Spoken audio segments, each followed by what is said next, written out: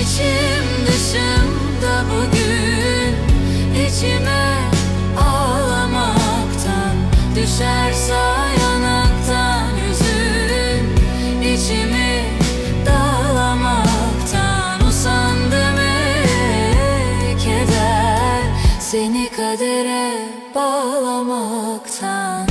İçim dışımda bugün, içime ağlamaktan, düşerse